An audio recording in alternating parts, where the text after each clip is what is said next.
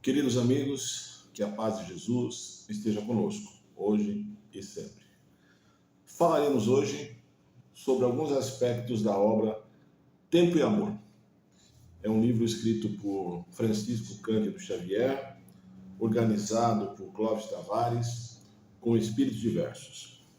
Prefácio de Emmanuel, né? E ele esclarece a questão do tempo e a questão do amor, né? E a maioria dos autores que participam dessa obra, em crônicas, sonetos, mensagens, viveram no final do século XIX. E nós vamos destacar aqui dois autores em especial. O primeiro, Alberto Santos Dumont, o pai da aviação, que escreve através de Francisco Cândido Xavier em 1948, né? E também a sua mãe, Maria João de Deus, né? Que teve como missão, na última encarnação, a honra de ter sido mãe do nosso querido Francisco Cândido Xavier. Maria João de Deus e Alberto Santos Dumont têm apenas uma coisa em comum: nasceram em Minas Gerais no final do século XIX. E têm histórias de vida muito diferentes, né? Que nós vamos tentar aqui relatar alguns aspectos. Maria João de Deus, filha de uma lavadeira, uma senhora humilde, vem para esta encarnação na missão de se tornar nada mais, nada menos que a mãe do nosso querido Francisco Cândido Xavier. Ocorre que ela desencarna quando Chico ainda tinha 5 anos de idade, em 1915, deixando a ele a esperança de que ela estaria fazendo uma viagem e retornaria. E de fato isso acontece, né? Acontece porque em 1935, através do próprio Francisco Cândido Xavier, ela escreve esse livro, Cartas de uma Morta. Meus amigos, se por um lado nós não temos nada a acrescentar no contexto histórico da última encarnação de Maria João de Deus, quando nós lemos a obra Cartas de uma Morta, nós percebemos que Maria João de Deus é um espírito altamente evoluído. É um espírito muito superior, né? Que se reveste da humildade para receber esse espírito extraordinário que é Francisco Cândido Xavier. E nesse livro isso fica muito visível, muito exposto, não só pela forma como ela se expressa, mas pelos assuntos que ela se expressa, né? E esse livro, de uma certa forma, é a maneira como ela coloca para Chico Xavier como é a vida no mundo espiritual. Ela relata a sua desencarnação, relata que lutou para não desencarnar, porque sabia que tinha uma prole muito grande que teria que cuidar, mas que chegou um determinado momento que a morte ceifou a sua vida, né? E chegando no mundo espiritual, ela se adapta, né? E em 1935 escreve essa obra, dando alguns aspectos da vida do mundo espiritual, inclusive falando de passagens sobre outras moradas, né? Maria João de Deus nos fala aqui sobre a vida em Saturno, sobre a vida em Marte, ou seja, é um espírito que realmente tem condições de se expressar de forma muito expansiva, né?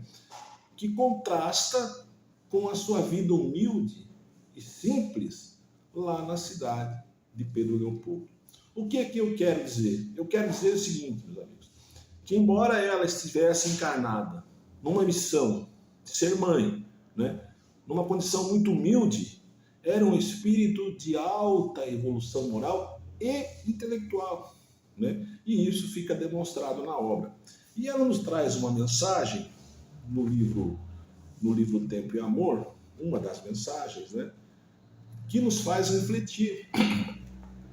Porque ela escreve essa mensagem às mulheres, né, especificamente aquelas que se destinam a ser mães. E diz ela: a igreja doméstica erige-se novamente ao íntimo santuário dos nossos corações. Todas as edificações grandiosas do mundo pertencem a Deus. E apesar disso, somente os nomes transitórios dos homens falíveis surgem na publicidade de cada dia. Transformemos o lar no exemplo de cada hora, onde a fé seja um ensino de todos os instantes, a dor um motivo de resgate venturoso, a esperança uma aurora perene e o amor uma fonte daquela água viva que desdenta toda a sede do coração. A bem da verdade, meus amigos, Maria João de Deus, ela faz um questionamento nessa obra em relação à questão da postura das mulheres. Particularmente, eu não quero entrar nessa questão, mas é algo que nós devemos repensar, porque ela coloca a importância de ser mãe, ela coloca a importância do lar, ela coloca a importância de estarmos atentos a essas situações. E quando nós olhamos para os nossos dias de hoje, né, nós vemos que os nossos adolescentes estão sofrendo muito dessa alienação parental, muito por conta da necessidade da mãe, do trabalho. Lógico que eventualmente os tempos mudaram, mas façamos essa reflexão. É isso que Maria João de Deus nos fala nessa obra. Por outro lado, meus amigos, aqui também nós temos uma outra crônica do nosso querido Alberto Santos Dumont. Alberto Santos Dumont, ao contrário de Maria João de Deus, embora tenha nascido em Minas, na cidade de Palmira, atual Santos Dumont, né? Ele vem para essa encarnação, perdão, numa condição de espírito missionário. A família abastada, o pai era engenheiro francês, vem para o Brasil para trabalhar no desenvolvimento das ferrovias. Ele acaba amealhando recursos financeiros na condição de cafeicultor e Alberto Santos Dumont passa a sua infância na cidade de Ribeirão Preto, né, no estado de São Paulo, onde o pai é um grande cultivador de café. Só para os senhores terem uma ideia, a fazenda Ananindeua, onde viveu Santos Dumont, né, hoje é a cidade de Dumont, a 20 quilômetros de Ribeirão Preto. Né? A sede da fazenda hoje é o município de Dumont. Então, Santos Dumont vem numa condição muito diferente de Maria João de Deus. Vem numa família abastada, não precisava trabalhar, a ponto do pai, num determinado momento da sua vida, emancipá-lo e mandá-lo para a Europa. Ele vai para a França, né? Aonde, então, sem a necessidade de trabalhar, ele, que era um espírito missionário, né, acaba se envolvendo com o desenvolvimento de balões, para então ticionar até o pai da aviação. Ele faz diversos projetos, até chegar ao avião mais pesado, que era o mais pesado que o ar, que era o 14 bis, para se tornar, então, e reconhecido no Brasil como pai da aviação. Ocorre, meus amigos, que Santos Dumont tinha vários desafios na sua vida, né? Um deles era enfrentar a sua altura. Ele tinha 1,52 de altura, né? Ou seja, o seu orgulho foi ferido nesse aspecto. E particularmente ficou ainda mais comprometido quando ele, Santos Dumont, é questionado sobre quem seria o pai da aviação. Porque havia uma tese de que essa titularidade caberia aos irmãos Wright, lá nos Estados Unidos, né? Santos Dumont também se decepciona com o fato dos aviões, aqueles que ele tinha projetado, terem se transformado em armas de guerra, né? Na própria Primeira Guerra Mundial, em 1932, na Revolução Constitucionalista, também aqui em São Paulo, né? Esses aviões se tornavam armas de guerra. Tudo isso fere o espírito orgulhoso de Santos Dumont, que se suicida, né? E aí ele chega no mundo espiritual numa condição muito difícil, né? E é sobre isso que trata essa obra, que eu particularmente recomendo, chamada Ícaro Redimido, que conta um pouco da chegada de Santos Dumont no mundo espiritual, na condição de suicida, né? E a sua transformação até chegarmos à crônica que ele escreve em Tempo e Amor. Esta obra, meus amigos, do espírito Adamastor, é uma fonte que deve ser estudada, não é? É uma obra que eu recomendo para aqueles que ainda não leram e tiverem a oportunidade de ver, né, de ler, porque o espírito Adamastor, ele usa Santos Dumont como um pano de fundo, mas, a bem da verdade, ele traz aspectos muito importantes da desencarnação por conta do suicídio. E conta especificamente, como foi dito, o caso de Santos Dumont. E ele faz algumas advertências, né? Lembrando que o espírito suicida, na condição de negar a prova, né? Ele muitas vezes ainda fica aprisionado ao corpo físico porque ele ainda possuía fluido vital, uma vez que ele interrompe a sua jornada antes da hora. E no caso de Santos Dumont, Adamastor esclarece que esse sofrimento foi ainda maior, porque o corpo dele foi embalsamado, né? Ele faz algumas advertências com relação a isso, com relação à cremação de espíritos que se suicidaram, né? Algumas informações bem interessantes nesse aspecto. E quando Santos Dumont é acolhido no Vale dos Suicidas, né? Porque ele de fato era um suicida, ele negou a prova, ele se enforcou, né? Ele chega lá e fica numa condição muito difícil, até que a espiritualidade superior, pelos méritos que Santos Dumont possuía, fosse acolhido.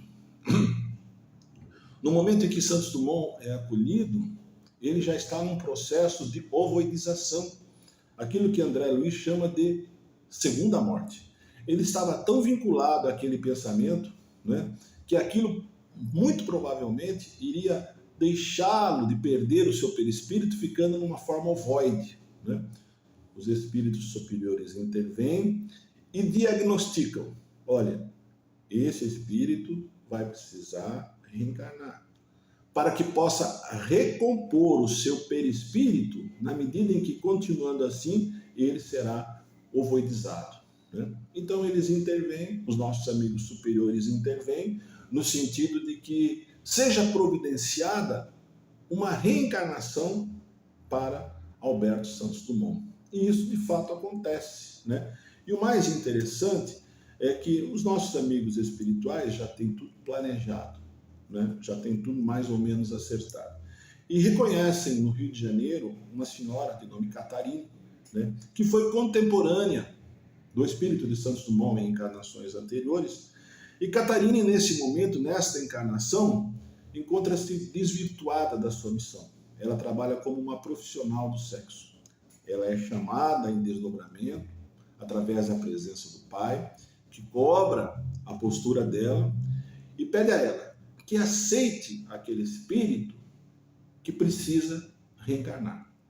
A princípio ela aceita, né? Ela engravida, né?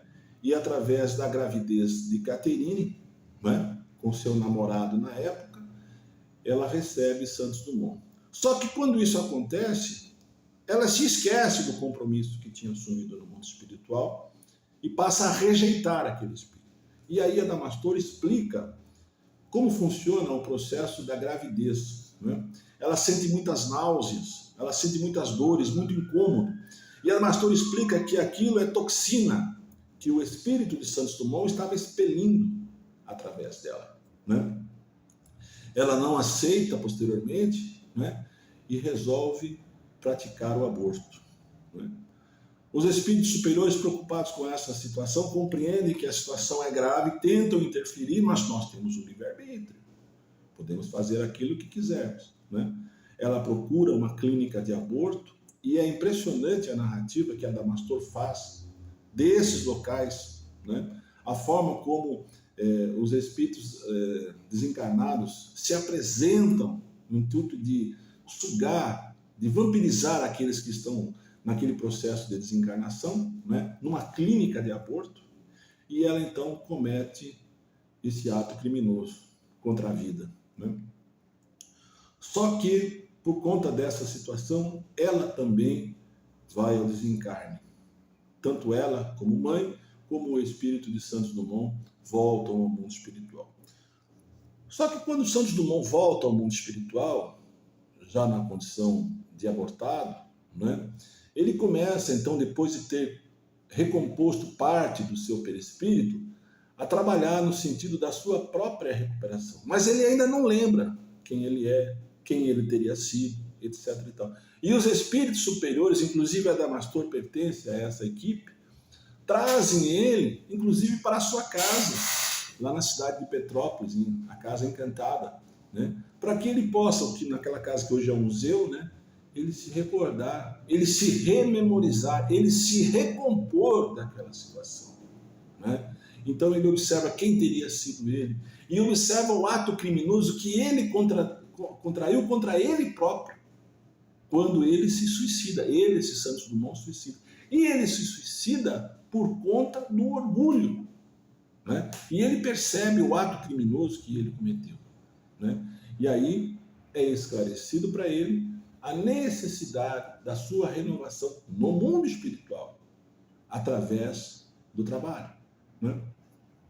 Ele se apresenta para trabalhar, para que ele possa mudar o seu nível de pensamento, ela possa compreender a sua situação. E aí o livro conta histórias assim extraordinárias, né? Porque na condição de trabalhador, ele é admitido como auxiliar de desencarnação, né? Para atuar na Segunda Grande Guerra Mundial, né? Ou seja, ele é levado ao campo de batalha para que ele possa ajudar aqueles espíritos que estão desencarnando, em especial na França, porque ele falava francês, né? E é interessante esse aspecto, porque o livro explica muito dessa questão em que aqueles espíritos que estavam desencarnando, em especial na Segunda Guerra, eles estavam muito enraizados ao ódio, muito enraizados à mágoa, muito enraizados à necessidade da vingança, né? E eles, como estavam lá naquela condição de receber aqueles espíritos, recebiam um ao lado dos outros, inimigos que estavam no campo de batalha, que estavam sendo acolhidos no mundo espiritual. E ele narra, meus amigos, nessa obra, eu recomendo, diria a vocês que essa obra realmente, volto a dizer, é uma obra extraordinária, aspectos muito interessantes de como o mundo espiritual atuou, em especial na Segunda Guerra Mundial, no sentido de interceder para que naquele momento as condições do planeta não fossem ainda mais delicadas. Ele narra aqui, por exemplo, passagens muito interessantes, como o dia D, por que aconteceu naquela ocasião, o espírito do capitão, que era meteorologista da Escócia, né, induzindo a Eisenhower a praticar o ato naquele dia, mas isso era uma intuição que ele recebia dos amigos espirituais. Ele explica, por exemplo, a necessidade, né, ou o momento em que Hitler, né, ataca a antiga União Soviética, explicando que se eles se tornassem aliados, fatalmente, um ao lado do outro, levariam o mundo ao final, né? E Santos Dumont, então, ele passa a compreender um pouco mais desse processo. E o livro narra, inclusive, as suas encarnações anteriores, né, para que ele pudesse se recompor e entender o que estava acontecendo com ele.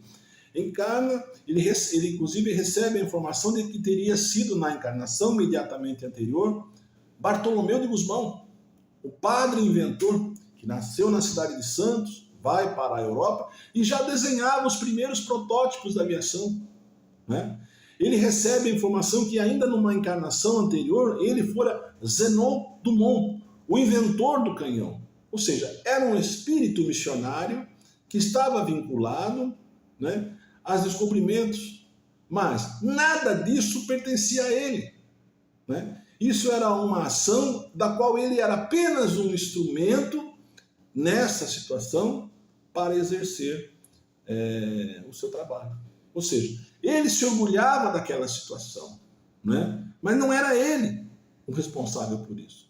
Eram os amigos superiores. E como eu disse no decorrer da palestra, né, ele veio com situações que seguravam ele, a sua própria altura. Ele veio com um problema na genitália, no saco escrotal, né? É por isso que muitas vezes dizem, olha, o Santos Dumont é homossexual. Não, não era.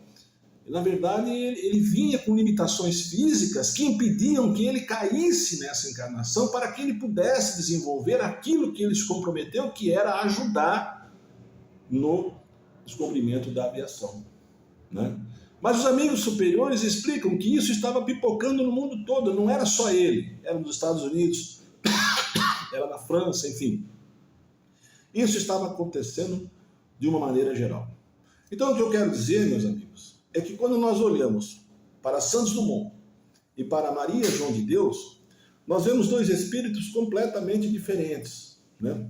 Um numa condição de humildade, o outro numa condição de soberba. Um chega numa condição espiritual muito elevada, depois de ter passado uma vida difícil aqui na sua última encarnação. E Santos Dumont, que não teve nenhuma privação financeira, chega no mundo espiritual numa condição extremamente delicada. E isso nos faz repensar, né? Nos faz repensar que somos todos iguais, que todos vamos desencarnar, e que quando nós desencarnarmos, vamos chegar no mundo espiritual sem os nossos títulos, sem as nossas posses, ou mesmo sem as pessoas que eventualmente achamos que estão ao nosso lado. Interessante a passagem do mundo espiritual, porque Santos Dumont, quando é acolhido, né, lá no Vale dos Suicidas, ninguém foi requisitá-lo, ninguém, ele não tinha descendentes. Aliás, a título só de informação, como ele não tinha descendentes, deixou um testamento. O testamento foi feito aqui em Sorocaba, inclusive, no segundo cartório. Né? Não tinha descendentes, não tinha ninguém que orasse por ele. Mas ainda assim, ele não foi desamparado. Né? Não foi desamparado, compreendeu a sua situação, conseguiu entender que o orgulho, naquele momento, foi o grande motivo da sua queda, trabalhou para poder se recuperar. E aí ele escreve essa crônica, né, chamada O Caminho da Verdadeira Glória. Né?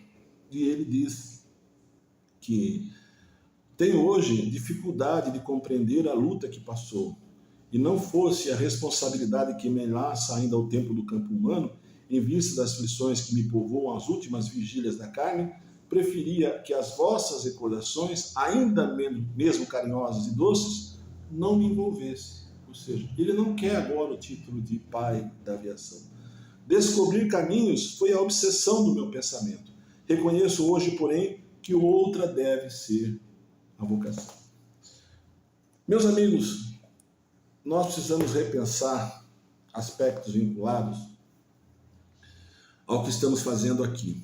A imortalidade da alma, a quem somos, ao que estamos passando, ao que devemos fazer, ao que devemos cumprir, como espíritos missionários que todos somos. Cada qual, desde o espírito mais simples, como Maria João de Deus, aquela lavadeira lá em Pedro Leopoldo, ao espírito mais evoluído, o mais avançado, né, no mundo espiritual. Ou mesmo aqueles que se colocam na condição de soberba, como Santos Dumont, para depois passarem por situações difíceis para compreender a realidade da vida. Era essa a mensagem que eu gostaria de transmitir para que possamos refletir nesse momento que estamos nos aproximando do final do ano, né? Refletir sobre essas situações vinculadas ao amor e, em especial, à humildade. Agradeço a atenção de todos. Até a próxima.